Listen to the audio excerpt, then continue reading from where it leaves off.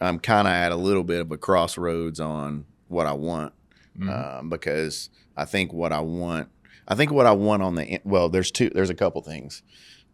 What I want, I really can't afford. So that's the first problem with toys, right? You got to figure out, okay, what's the balance? Well, yeah, what's that really going to be? And then the second thing is like the boats that I've always looked at that I'm like, one day when I grow up, like that's what I want to have.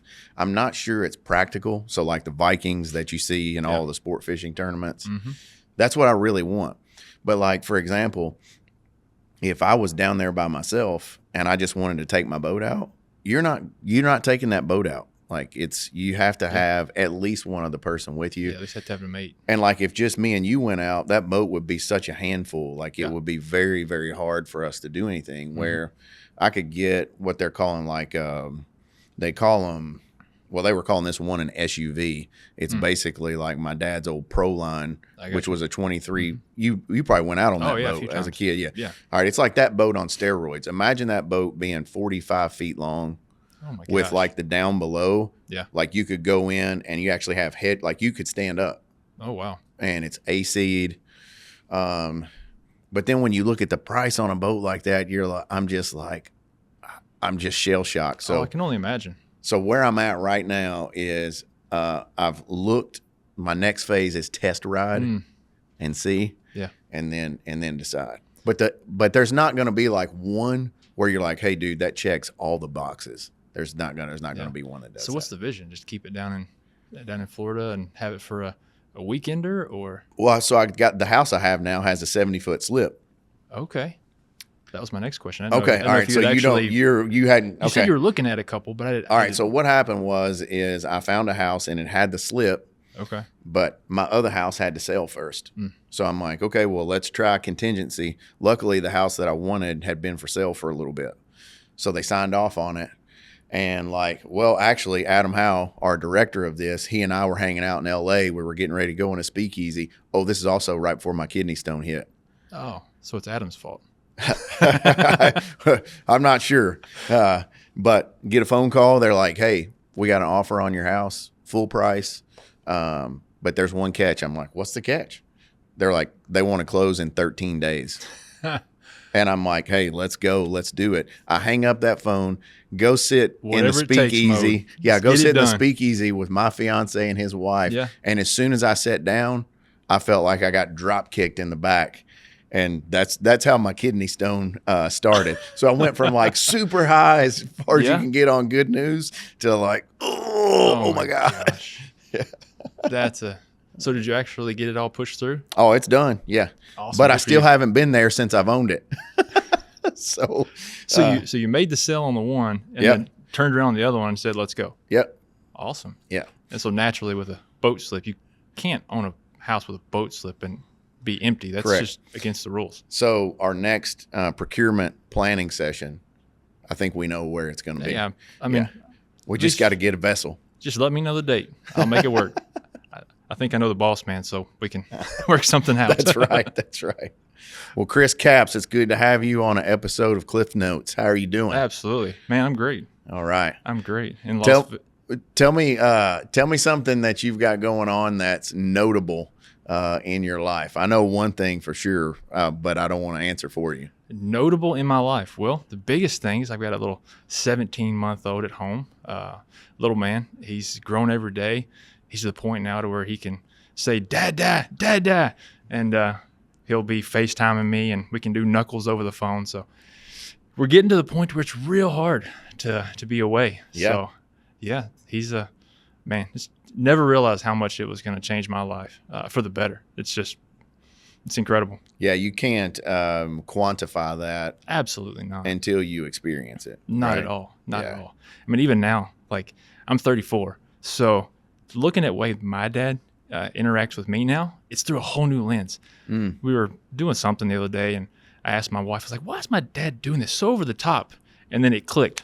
That's because I'm his William. That's why. Yeah. That's why. I'm like, I get it. And that will continue to evolve, like how we see those things. My kids are getting old enough now to where they really don't want to talk and text that much.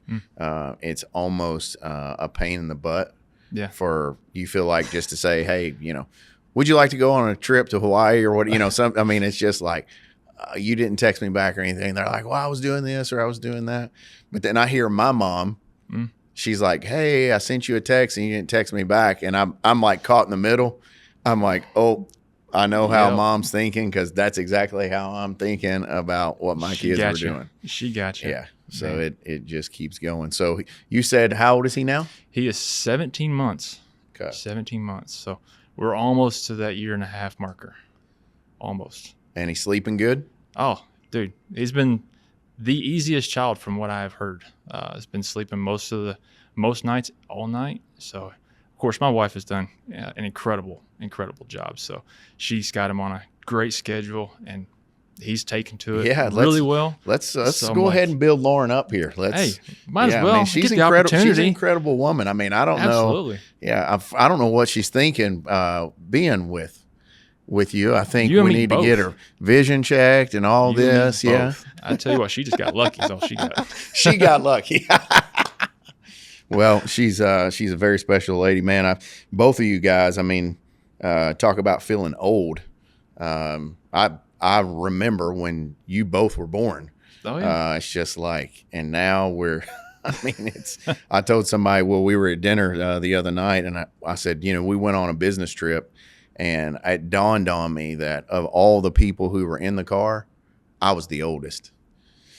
And I'm like, okay, man, it's there. I mean, I don't, not going to fight it. Just the old dude in the room. It's just the progression of life. That's how it goes sometimes.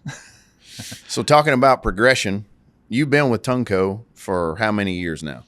I think the official date is 2009, I believe. So what is that, 16 years going on 17?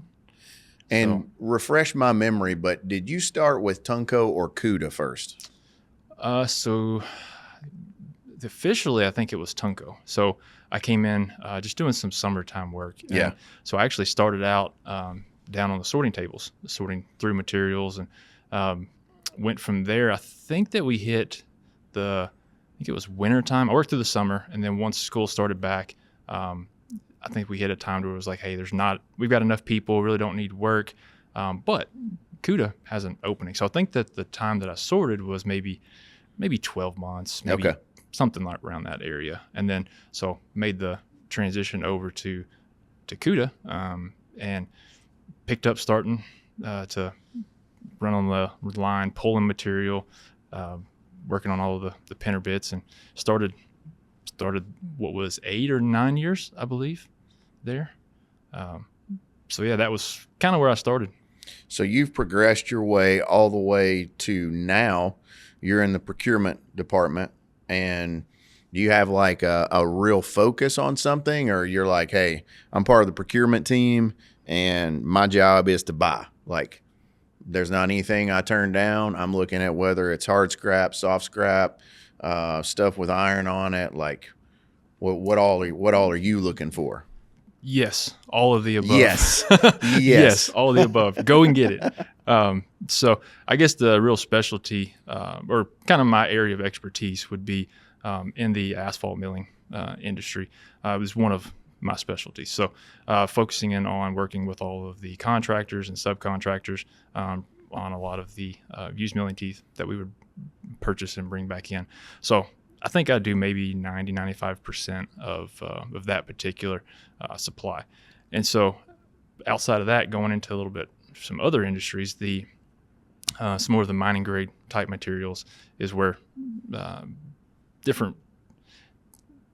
really have me focusing in on to support the group. And so, but in addition to all of that, yes, anything and everything that we can get. I think that's one of the things that I love about the company is just freaking go and do it. I mean, if you can do it, let's go.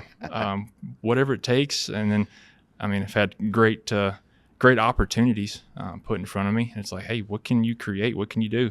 Let's see if you can actually swing it. And so far, every mountain that's been thrown in front, I've climbed it. I don't know if I've reached the top of this one yet. So I'm learning something new every day in this position, which is awesome.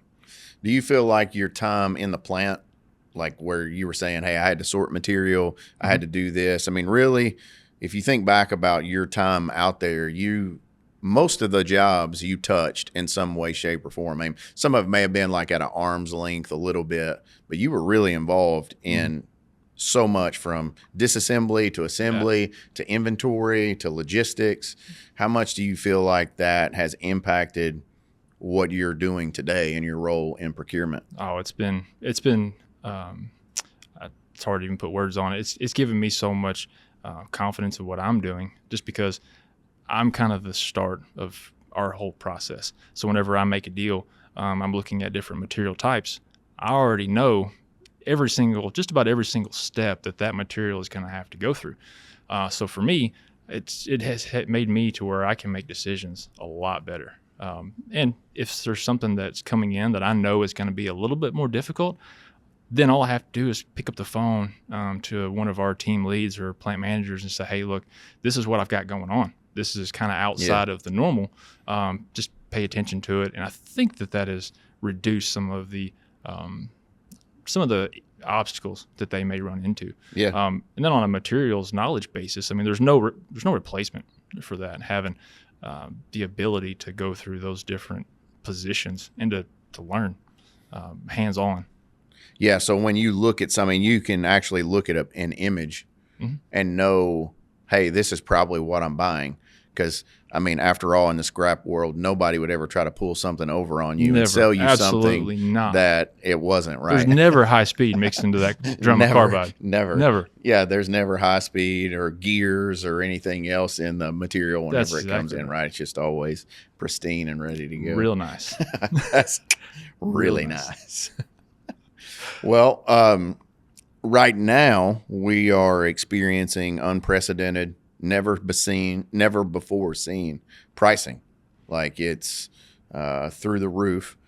How's that impacting your day to day? I mean, from sourcing, availability, stress. What are you seeing out there? Oh man, so it depends on if you ask me or my wife. The stress portion has been real. She'll definitely tell you it's been weighing on me.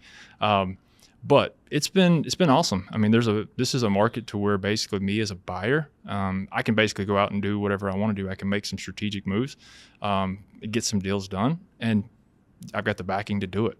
So there's a lot of opportunity on my end. Now, the flip side of that is that there's also a lot of people that I support, that it takes conversations, it takes time in order for me to communicate to them, hey, this is the market, this is where we are at.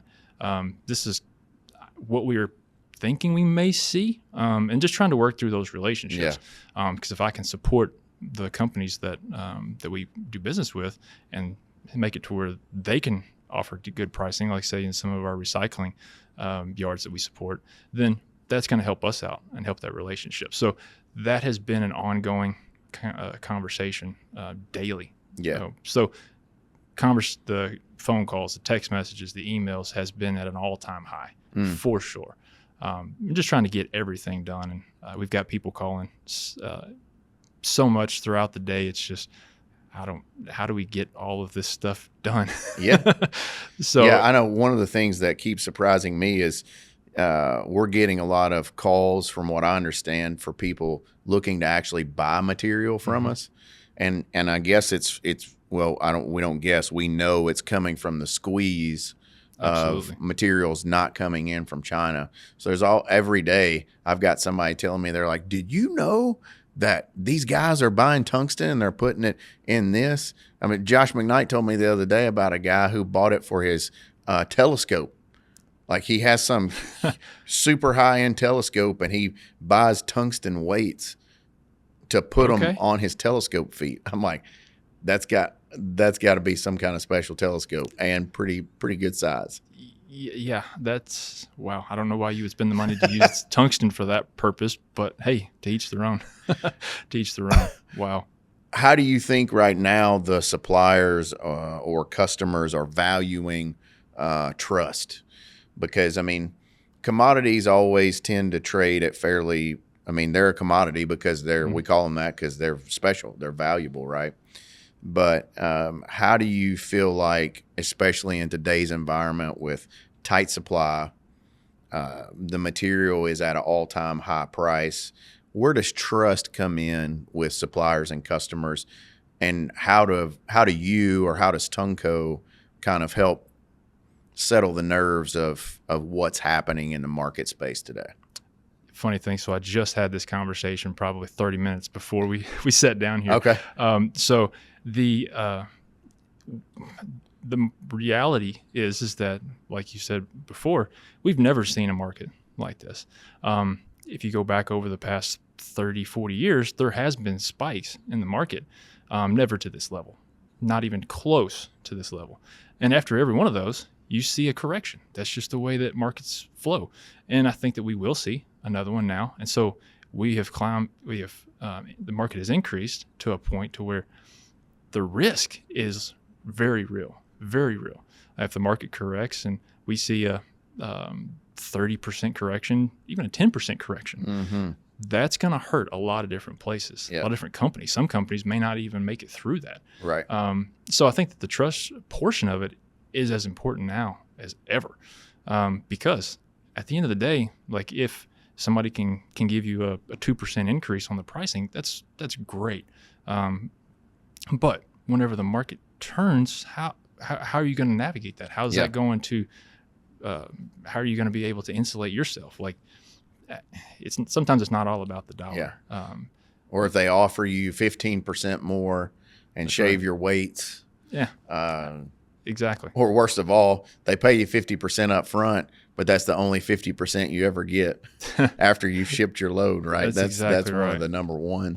Exactly right. One of the number one tricks that get played. Exactly right. Yeah. So I think in this volatile time, it's very important. I think your team does a fantastic job from the chair that I sat in.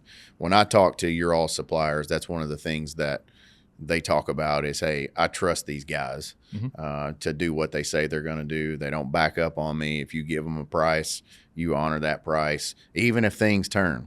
That's exactly right. You've quoted it. You do what you say you're going to do. And as an owner, that makes me feel special about our brand, because that's what we feel like is super important from a mission and purpose.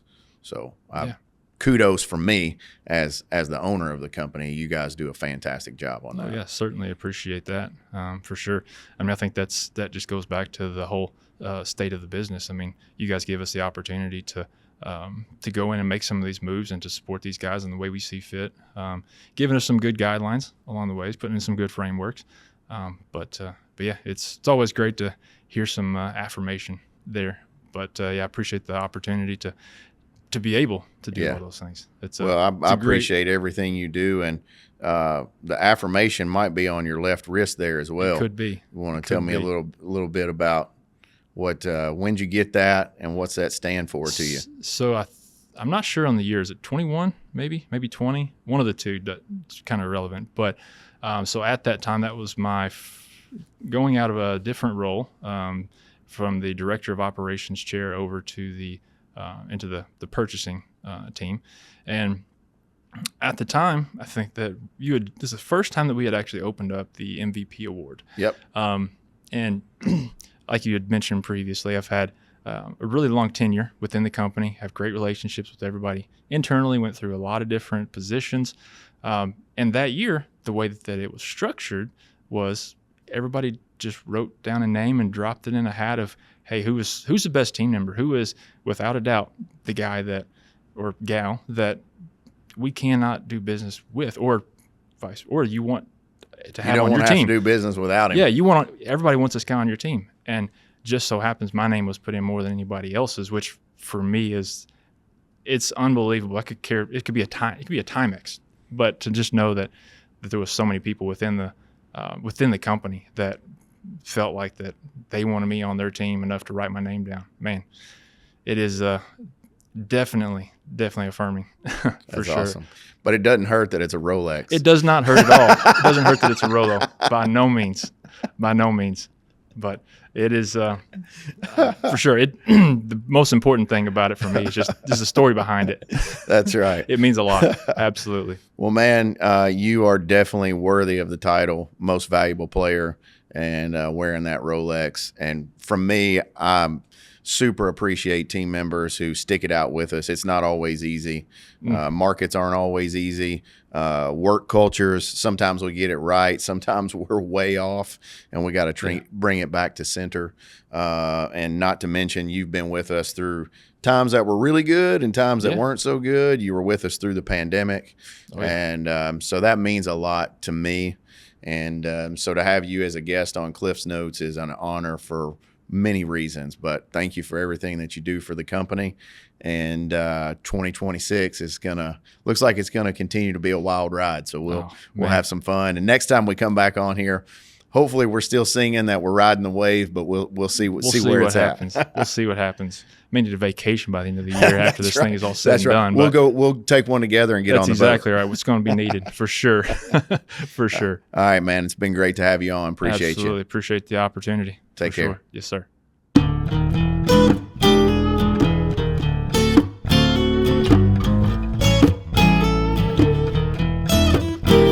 Cliff's Notes, Cliff's Notes, Cliff's Notes, Cliff's Notes.